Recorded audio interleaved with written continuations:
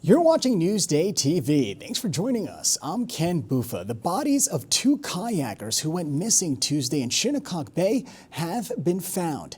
Police say the bodies of 25-year-old Danielle Villa of Southampton and 43-year-old Juan Carlos Pinaranda of Quag washed ashore overnight. Authorities have not said how the two men died.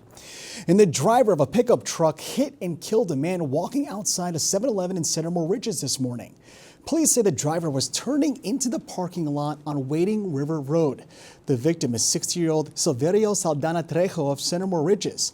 Police have not said who was at fault for the accident or if charges would be filed. Long Island University has been put on probation for 3 years. The NCAA found more than 1,000 non-certified student athletes competed or practiced between 2020 and 2024. The report says the student athletes did not meet eligibility requirements or complete required forms. The ban will not affect financial aid or postseason and TV appearances. And CNN founder Ted Turner has died. Turner created the cable news network, the first 24-hour all-news TV network in 1980. He was also the force behind the Cartoon Network TNT and Turner Classic Movies. He was 87 years old. And the snack company Utz is recalling some of its Zaps and dirty potato chips.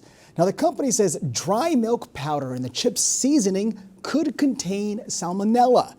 Target, Costco, and ShopRite on Long Island sell the chips.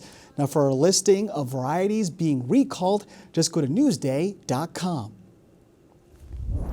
All right, let's take a quick look at tomorrow's weather. It was wet and rainy today. Tomorrow we will have some sun, temps in the 60s. It won't be too warm, but of course we'll have that 7-day forecast for you later in the broadcast.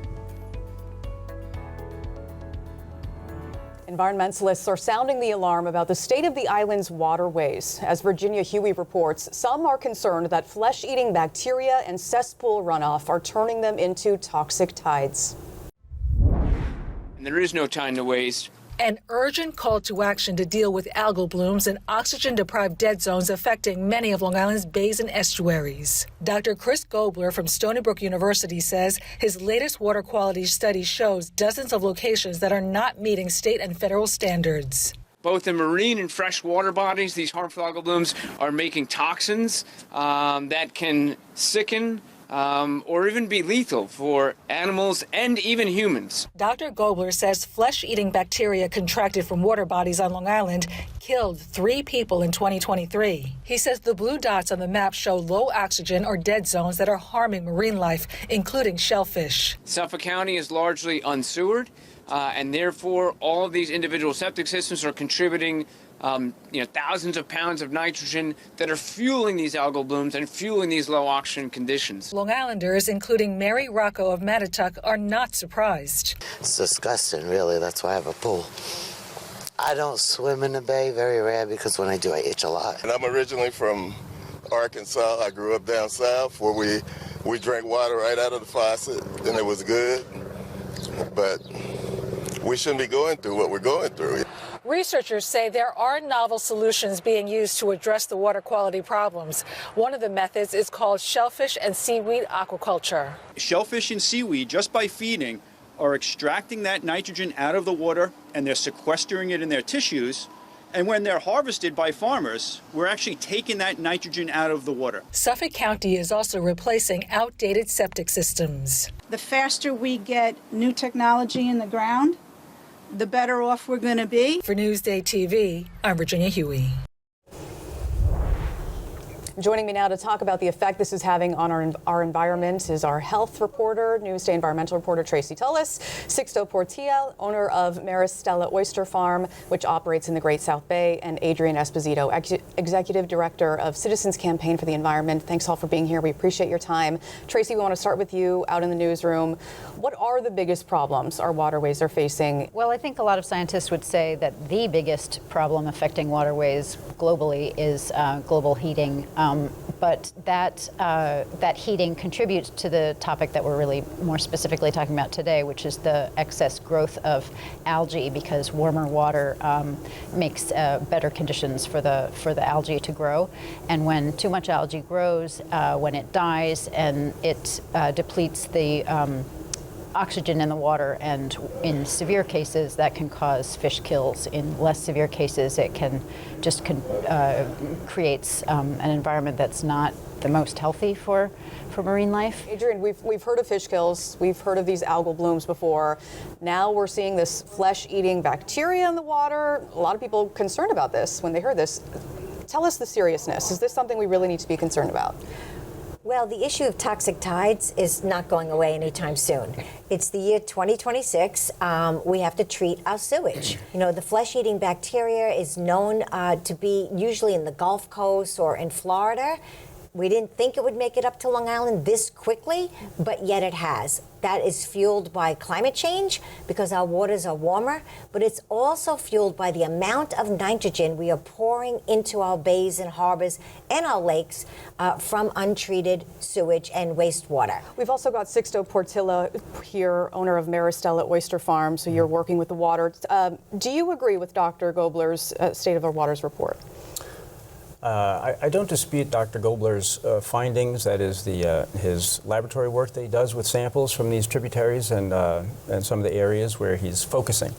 So I don't disagree on that front. However, I do take issue with the way it is being presented to the general public who are not necessarily out there in the field or who don't have a background in science to really to discern what he's saying. We did reach out to Dr. Gobler, who sent us a statement, which reads in part, we just want to get to this too, quote, there have been 0 human biotoxin exposures on Long Island ever. He went on to say, quote, while the current state of some of our bays is clearly dire, the state of our shellfish industry and our future water prospects are clean and clear. So Sixto, back to you.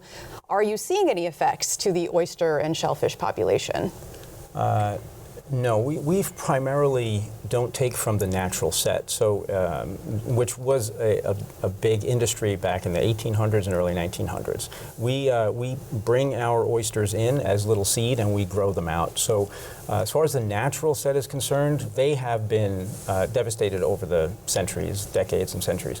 But in our operations all across Long Island, no, we don't see any major issues with harmful algae or with any bacterial infection. Adrian, what, if anything, can be done about this? You mentioned some possible solutions. Well, we actually have a great program that just has been implemented, the 1/8 of a penny that people voted yes on in Suffolk County sales tax, which was implemented in March of 2025, generated already $52 million.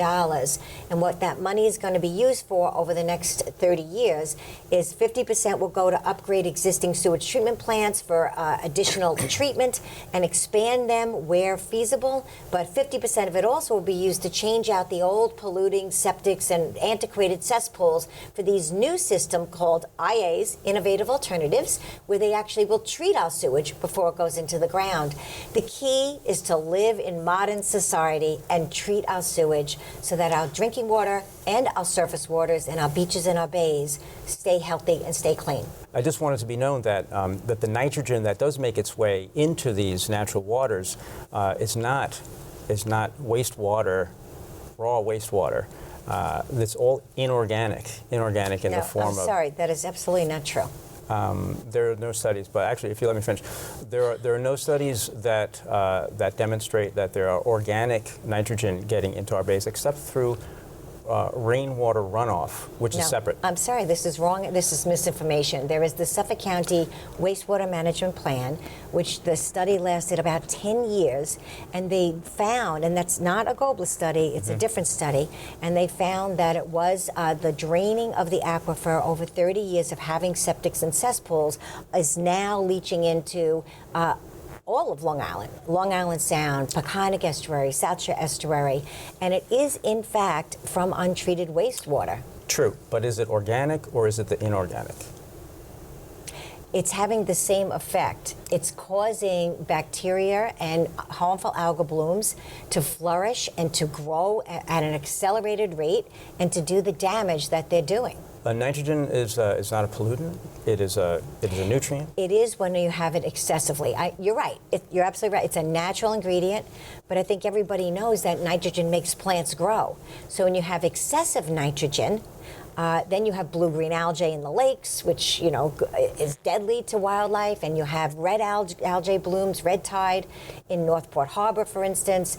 It has been a problem. It is something that's natural, but in excess, it's a problem. There are no studies that demonstrate that there's organic nitrogen entering the bays. If so, the New York State DEC would come out and close a beach. They would close for harvest. There's no organic nitrogen from cesspools or wastewater getting into the bays. It goes through the ground. The ground microbes treat it. They break it down. If you feed something like the bacteria we're talking about, if you feed it, it will break it down. It will get energy from it. So the water that actually makes its way through the septic system cesspools into the bays is inorganic. Are you saying it's clean?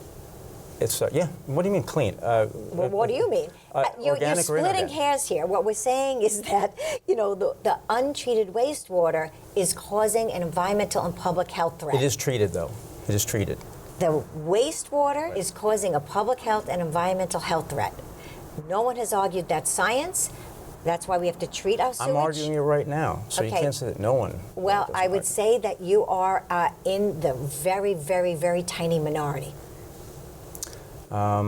I think that's called mob rule then. I think the mob or the majority is either uninformed. When the preponderance of science leads to a certain conclusion, then you have to go with that. You know, it's like the two scientists that were out there saying climate change is wrong. Can you name a study that found organic nitrogen getting into the bay?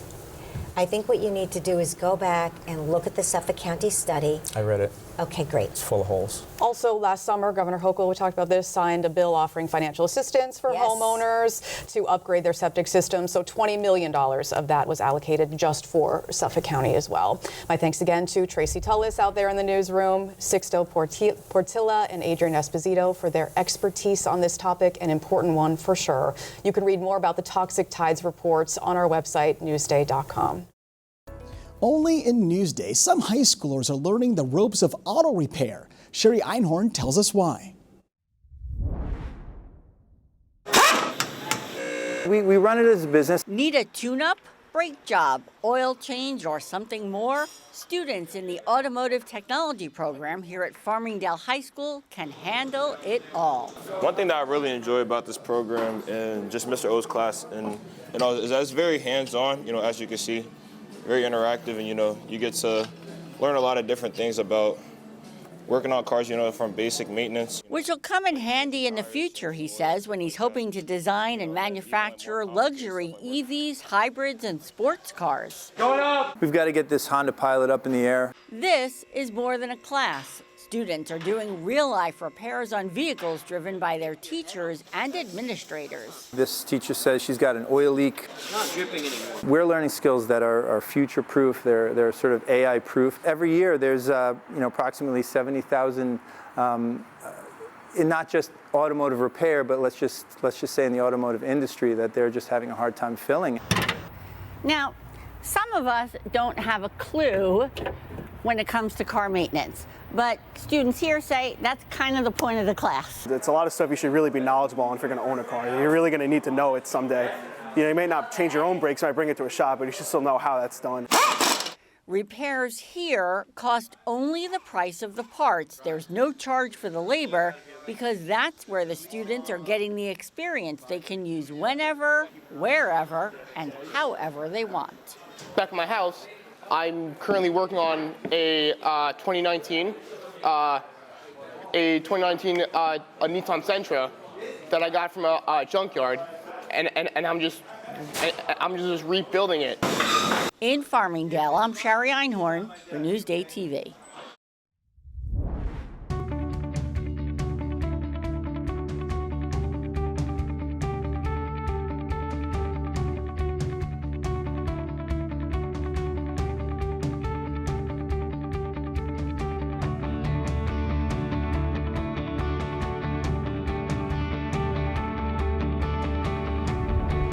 All right, it's time to take a look at your 7-day forecast to see if the nice weather will last on Thursday. So again, we're gonna have some sun. It'll be 61. Friday, it's gonna be 60 as well, but the rain will appear on Saturday, leaving Sunday for Mother's Day. And then next week, we'll have to deal with rain yet again. But again, Sunday, 66 is gonna be great. Get outside, take your mom for some nice food al fresco.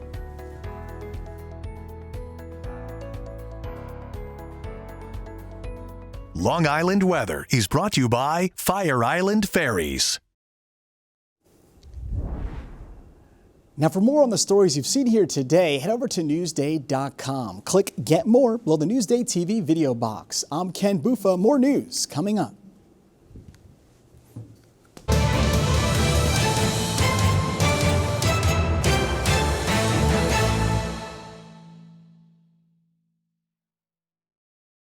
Newsday's investigation on unsolved deaths across Long Island has prompted contact from families seeking answers. Now we continue to probe the cases and what can be done to bring closure to victims' families. The Forgotten Revisited, now available at Newsday.com.